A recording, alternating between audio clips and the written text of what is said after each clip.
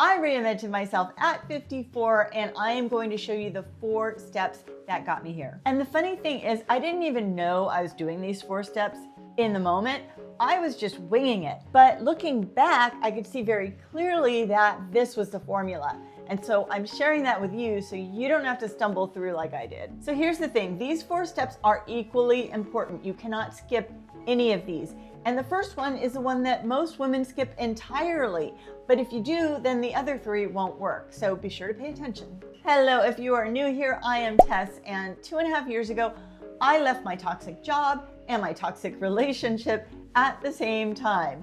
So I totally blew up my life. And now I'm happier and more energized about life than I've ever been. But there were some very important steps that I took beforehand to get me in a position to be able to do that. So here's what most women over 45 do when they decide they want to reinvent themselves. They usually pick up a new hobby. So they sign up for pickleball, or they get into Japanese cooking, or they decide they want to write a book.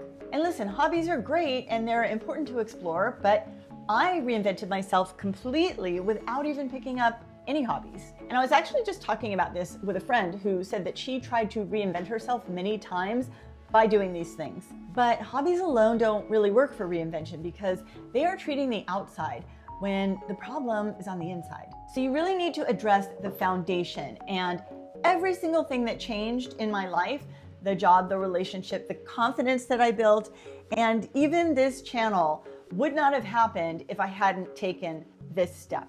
Rewiring your brain, the inner work, the mindset work.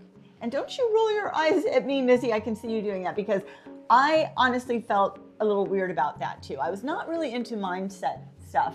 I always thought it was a little bit woo-woo, and I'm not really a woo-woo person, but hear me out. So I didn't actually even start this with the goal of reinventing myself. I didn't sit there and say, I really want to reinvent myself and here's how I'm going to do it.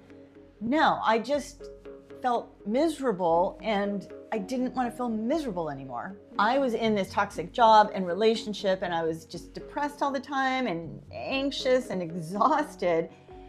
And it finally got to a point where I was just like, okay, I cannot keep living like this. Something has to change. So I sought out these resources like podcasts and books and articles and therapy, and I started implementing habits, all the habits really, that the mental health experts say to do. I started meditating every day. I got a gratitude journal and wrote down 3 things I was grateful for every day. And I started getting more exposure to sunlight and taking more walks outside. And I stopped being such a jerk to myself. I stopped saying mean things to myself. I would catch myself when I would start being mean to myself, and I could be a real a-hole. I could tell you that. And I bet you are too, because we all do that a little bit. And I started replacing that negative self-talk with positive self-talk.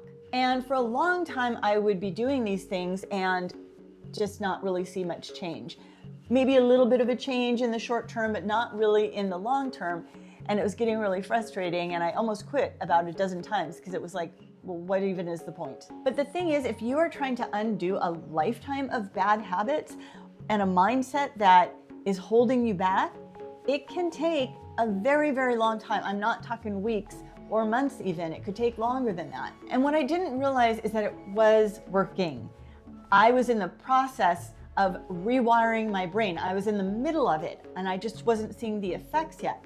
And this is what makes most women quit before they see the fruits of their labor. But there's a question that I would ask myself continuously that made all of this much easier. So when I finally saw a therapist, I told her everything that I was doing, and she actually said, yeah, you're doing all the right things.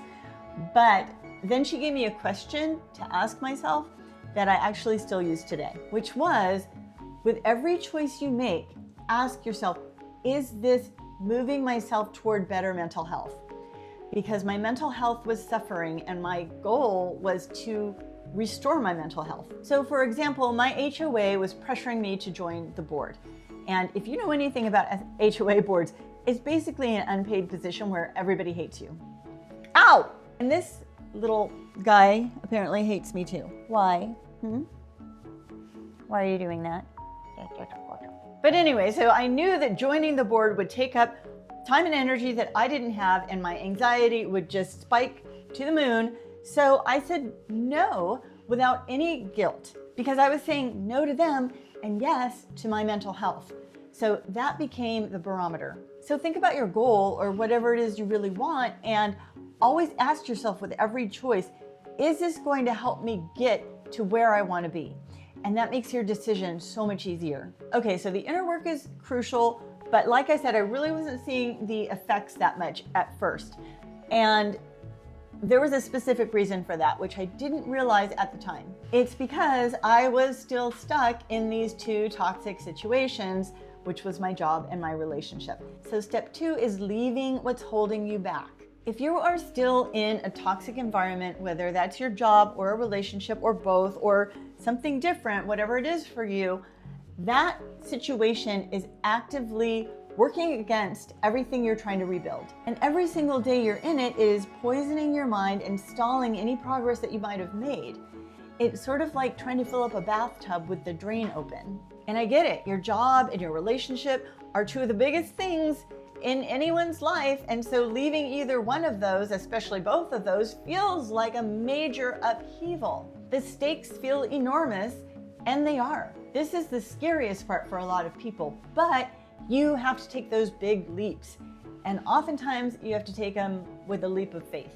You need to leave those things behind that are holding you back from living your best life. So before I share how to do this, if you want a full step-by-step roadmap on how to reinvent yourself, then you are going to want to check out my midlife reinvention starter kit. This is a blueprint for creating a life that you love and getting unstuck from where you are.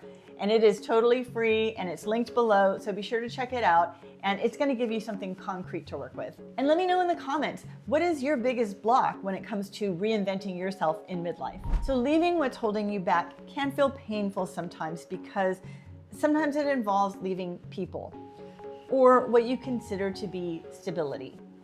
But if something is causing you pain and anguish every day, is that really stability? And this is why this is step 2 and not step 1.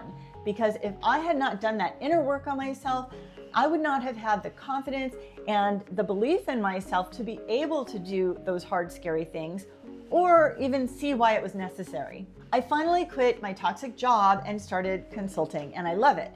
And I also left my toxic relationship, and now 2.5 years later, I am single and happier and more confident than I ever was in any relationship. I would not feel this way if I had not made those big, scary moves. And now I wonder why I didn't do it sooner. And if I'm being honest, I was still super scared. I worked on my mindset a ton, but it didn't make me bulletproof. It just gave me enough confidence and clarity to be able to take that leap of faith. And this is important to remember. Step 1 and step 2 are not mutually exclusive. Don't wait until you feel like you're ready, because you're never gonna feel really 100% ready. Don't wait until you've got the perfect mindset and all the inner work is complete, because it's never really complete. You will wait forever if you do that. Start with a mindset, eventually start taking action, and then keep working on your mindset. Start with tiny actions. So for example, maybe start doing research on other career options or other living situations. Then when you see you can successfully do the small stuff, you can start taking action on the big stuff. And once you're out of whatever toxic hell you're in, you will finally have the space to do the next very fun and very rewarding next step. Step 3 is finding your passion and purpose in midlife. A lot of people think that if you haven't found your passion or your purpose by 45, then you just never are going to find it. That you've already seen all the stuff and done a bunch of things, and you're just too old now to start something new. And then some people just have no idea what their passion or their purpose even is. I certainly didn't. I had no passion for anything for a long time. But the thing is, if you are in these toxic situations, then you're stuck in an environment that isn't allowing you to thrive. And so you're just so focused on surviving and getting through the day that you don't have the capacity to explore anything that you might be passionate about. That is not a character flaw. That's just what toxic environments do to you. They take up all of your headspace. But once you get out and you're in a better headspace, then that's the time you can start listening to what you really want. You can start experimenting with new things that you might be passionate about. And if you don't find something right away, that is okay. You just keep doing it, keep what lights you up, and then ditch what doesn't. I finally found my passion in my 50s, which is this YouTube channel and helping women like you over 45 reinvent themselves and live their best damn lives. I had thought about doing it for a while before I left my job and my relationship, but honestly, being in those situations just didn't give me the space or the time to be able to do it. But once I did, I made a commitment and I went for it. And I love it. I get to be creative while helping women, and I'm working towards something. I'm working toward making this bigger and helping more women. And honestly, that is something that gets me excited to get out of bed in the morning. It's what lights me up. And you don't have to do YouTube, but I bet there's something that you've always been curious about that you never really tried. And I say go for it, because you only have one life. And you don't want to be on your deathbed thinking, if only I had, you fill in the blank. Now, here's the step that no one really ever talks about because it's just not as exciting as the big quit or the reinvention moment, but it could be the most important one. Step 4 is maintaining what you built. You don't get to stop. Sorry, I don't make the rules. That's just how it is. That's just what the reinvention gods decree. Reinvention is not a destination you arrive at and then you just get to kick back. It's a daily practice. The habits that got you here, the meditation, the gratitude, the positive self-talk, or whatever version of those things it is for you, you have to keep doing them. Those are the reasons that I am here 2 years later, leading a healthier, more fulfilled, happier life. It's like eating healthy and working out. Like a lot of people do that, they go on a diet and an exercise regimen, and then once they reach their goal, they just stop. But you can't go back to eating burgers and fried cheese. You're just gonna fall right back into poor health. You need to maintain. And it's the same thing with your mind and your life. I still meditate every single day. I express gratitude every single day. I have a goal by my bedside that I read aloud every day that I have written down, and that reminds me to keep doing it. But all this mindset stuff, I keep doing it. And I keep pushing myself to do scary things to build my confidence. Like just a few months ago, I took a solo travel trip to Costa Rica, which I have never done before. I'd never traveled solo to a foreign country where I didn't speak the language very well at all, but I loved it. I loved every minute of it, and I felt like such a badass for doing it. I proved to myself that I can do hard, scary things, and that is how confidence is built. It's not by thinking about it or overthinking it, that's for sure.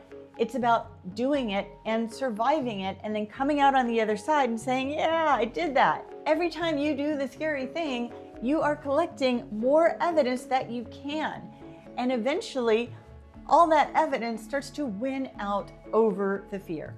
Now, I do want to address one thing, and this is always the biggest objection. I hear it all the time in the comments, and that is the money part.